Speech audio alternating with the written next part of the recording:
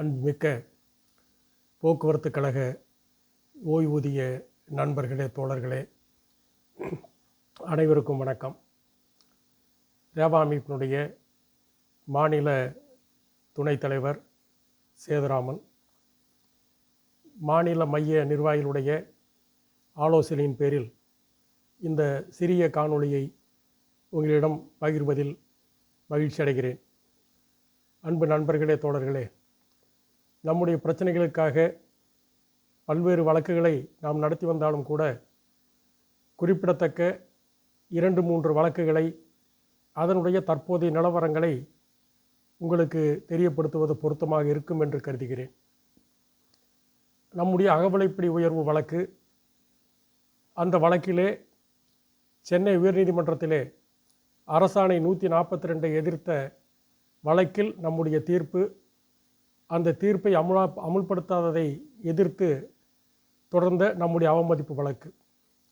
அதேபோல் மதுரையிலே நம்முடைய மதுரை மண்டல நிர்வாகிகள் தொடுத்த அவமதிப்பு வழக்கு என்று 2 நீதிமன்றங்களிலும் நம்முடைய தரப்பு வாதங்களை நாம் தெளிவாக விரிவாக எடுத்து வைத்திருக்கிறோம்.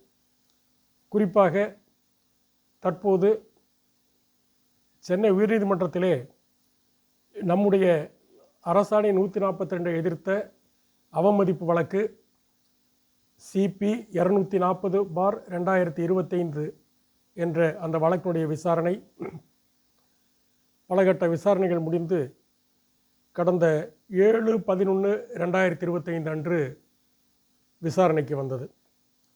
அந்த விசாரணையிலே அரசு தரப்பில் இருந்து கூடுதலாக தாக்கல் செய்வதற்குண்டான, ஏற்கனவே கடந்த விசாரணையில் நாம் குறிப்பிட்டது போல இன்னும் வழங்க வேண்டிய அகவிலைப்படி உயர்வு பற்றிய விவரங்கள், இதுவரை வழங்கிய விவரங்கள், மீத தொகை எப்போது வழங்கப்படும், நிலுவைத் தொகை பற்றிய விவரங்கள் எதுவும் தெரிவிக்கப்படவில்லை என்ற நம்முடைய வாதங்களை ஏற்று நீதியரசர் அந்த வழக்கை 21/11/2025 ஒத்திவைத்திருக்கின்றார். இதற்கு இடையில் 3/11/2025 அன்று போக்குவரத்துறை செயலாளர் ஒரு 8 பக்க பிரமாண பத்திரத்தை நீதிமன்றத்திலே தாக்கல் செய்திருக்கிறார். மதுரை உயர்நீதிமன்றத்திலே 17 பக்க பிரமாண பத்திரம் தாக்கல் செய்தார்கள். சென்னை உயர்நீதிமன்றத்திலே நம்முடைய அவமதிப்பு வழக்கில் 8 பக்க பிரமாண பத்திரத்தை தாக்கல் செய்திருக்கின்றார்கள். அதிலே பல்வேறு விவரங்களை குறிப்பிட்டிருக்கின்றார்கள்.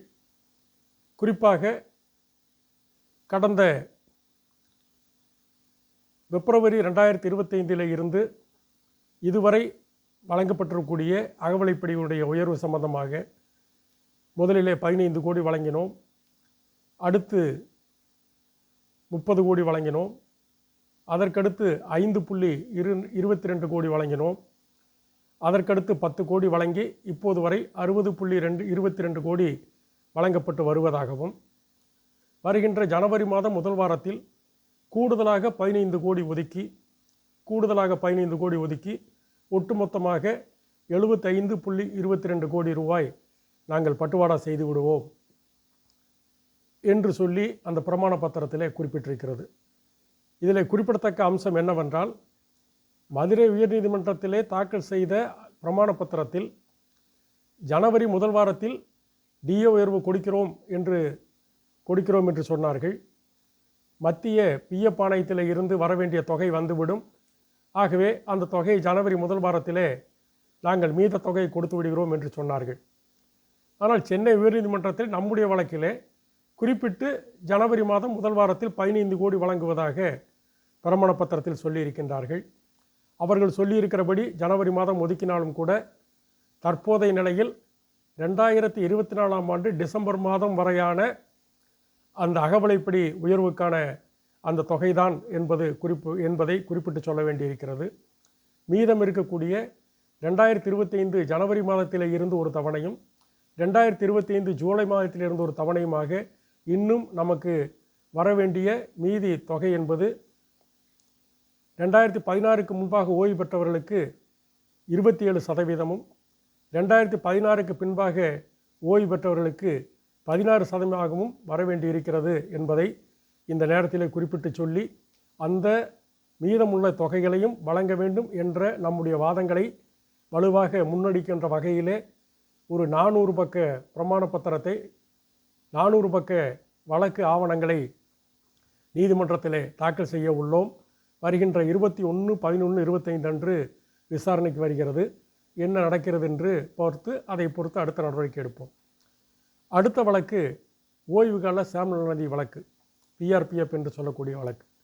அது ஏற்கனவே தீர்ப்பாகி அந்த தீர்ப்பை மீது பென்ஷன் ட்ரஸ்ட் அப்பீல் செய்து அந்த அப்பீலிலே நமக்கு சாதகமாக தீர்ப்பு வந்து அந்த தீர்ப்பை அமலாக்காத நிலையில் நாம் அவமதிப்பு வழக்கு தொடுத்து அவமதிப்பு வழக்கு எண் CP 557/2024 என்ற வழக்கு பலகட்ட விசாரணை முடிந்து நீதியரசர்கள் இறுதியாக 3 வாரம் அவகாசம் கொடுத்து ஒத்திவைத்திருந்தார்கள். அந்த 3 வார கால அவகாசம் என்பது கடந்தும் கூட நிர்வாக தரப்பில் அரசு தரப்பில் எந்த நடவடிக்கையும் இல்லாத நிலையில் கடந்த 10/10/2025 அன்று விசாரணைக்கு வந்தபோது நம்முடைய வழக்கறிஞர் நம்முடைய கடுமையான ஆட்சேபணங்களை எடுத்து முன்வைத்தார். அதை கேட்ட நீதியரசர்கள் இருவரும் 8 கோட்ட மேலாண் இயக்குநர்களுக்கும் போக்குவரத்துறை செயலாளருக்கும் பென்ஷன் ட்ரஸ்ட் நிர்வாகிக்கும் தனித்தனி நோட்டீஸ், ஸ்டாச்சுட்டரி நோட்டீஸ் அனுப்ப சொல்லி உத்தரவிட்டார். அந்த அடிப்படையிலே 8 மேலாண் இயக்குநர்களுக்கும் ஓய்வூதிய நம்பக நிர்வாகிகளுக்கும் அந்த நோட்டீஸ் அனுப்பப்பட்டு விட்டது. 25/10/2025 அனுப்பியிருக்கின்றார்கள். அதற்கு பதிலாக மாநகர போக்குவரத்து கழக MD அவர்கள், நிர்வாக இயக்குனர் அவர்கள் கடந்த 6/11/2025 அன்று ஒரு துணை மனுவை தாக்கல் செய்திருக்கிறார். சப் அப்ளிகேஷன் ஒன்றை தாக்கல் செய்திருக்கின்றார். அதிலே நாங்கள் அபிடவிட் தாக்கல் செய்து விடுகிறோம், ஆகவே நேரில் ஆஜராவதிலிருந்து விலக்களிக்க வேண்டும் என்று அந்த மனுவை தாக்கல் செய்திருக்கின்றார். அதன் மீது நீதியரசர் என்ன நடவடிக்கை எடுக்கிறார்களோ அதை பொறுத்து நம்முடைய அடுத்த கட்ட நடவடிக்கை தொடரும். இந்த வழக்கிலே கோவை பேரவையினுடைய அலுவலர் சங்கம் துணை மனு தாக்கல் செய்து இந்த வழக்கில் இணைந்திருக்கின்றார்கள். அவர்கள் இந்த வழக்கு என்பது ரேவா உறுப்பினர்களுக்கு மட்டும்தான், மற்றவர்களுக்கு பொருந்தாது என்ற ஒரு பொருத்தமற்ற வாதத்தை முன்வைத்து கொண்டிருக்கின்றார்கள். ஏனென்று சொல்லி கேட்டால், மதுரையிலே அரசாணை 142 எதிர்த்து போட்ட வழக்கிலே அவருடைய வேண்டுகோள் என்பது, அவருடைய பிரேயர் என்பது 7வது ஊதியக்குழு சம்பந்தப்பட்டவர்களுக்கு மட்டும்தான். அது எப்படி அந்த தீர்ப்பு எல்லோருக்கும் பொருந்தியதோ அதே போல நம்முடைய ஓய்வுகால சாம்யுல் நீதி வழக்கினுடைய தீர்ப்பும் அனைவருக்கும் பொருந்தும். அப்படிப்பட்ட பொய்யான காரணங்களை யாரும் நம்ப வேண்டாம் என்பதை இந்த நேரத்தில் கூறிக்கொண்டு, அடுத்து வரக்கூடிய விசாரணையிலே அதனுடைய நிலைமையை பொறுத்து நம்முடைய அடுத்த கட்ட நடவடிக்கை எடுப்போம் என்பதை இந்த நேரத்திலே தெரிவித்துக் கொள்கிறோம். அடுத்து ஒப்பந்த உயர்வுகளை ஓய்வூதியத்திலே வழங்க வேண்டும் என்ற வழக்கு 2015 தொடுத்த வழக்கு. ஏற்கனவே பல கட்டங்களிலே சொல்லிவிட்டேன், திருப்பி அதை சொல்ல வேண்டியதில்லை. அதனுடைய அப்பீல், ரிட் அப்பீல் 888/2023 என்ற வழக்கினுடைய பலகட்ட விசாரணைகள் முடிந்து இறுதியாக 29/8/2025 அன்று நீதியரசர்கள் உத்தரவுக்காக ஃபார் ஆர்டர்ஸ் என்ற தலைப்பிலே ஒத்திவைத்திருக்கின்றார்கள். அதற்குண்டான காலத்தை நாம் எதிர்நோக்கி கொண்டிருக்கின்றோம். வழக்கறிஞர் மூலமாக விரைவிலே அந்த உத்தரவை பெறுவதற்குண்டான நடவடிக்கை எடுத்து வருகிறோம் என்பதை இந்த நேரத்தில் குறிப்பிட வேண்டியிருக்கிறது. ஆனால் அதே நேரத்திலே நம்முடைய வழக்கிலே ஒப்பந்த உயர்வை ஓய்வூதியத்தில் உயர்த்தி வழங்க வேண்டும் என்ற வழக்கிலே மதுரை உயர்நீதிமன்றத்திலே 3 புதிதாக அந்த வழக்கிலே இணைந்திருக்கின்றார்கள், தனியாக வழக்கு தொடுத்திருக்கின்றார்கள்.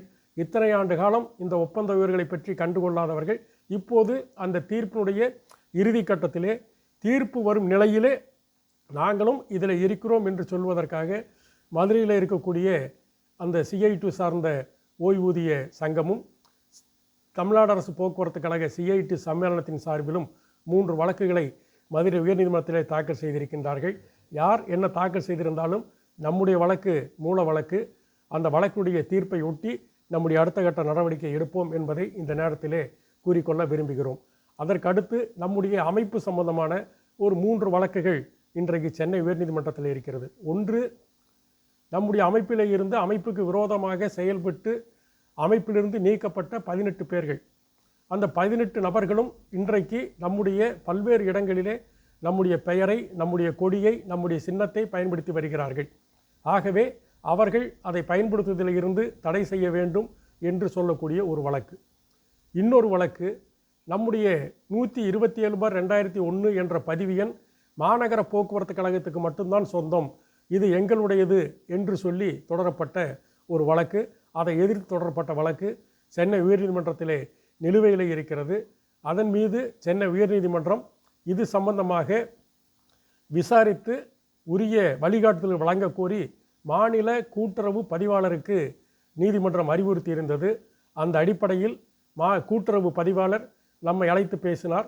எதிர்த்தரப்பையும் அழைத்து பேசி தன்னுடைய அறிக்கையை நீதிமன்றத்திற்கு கொடுத்திருக்கிறார்.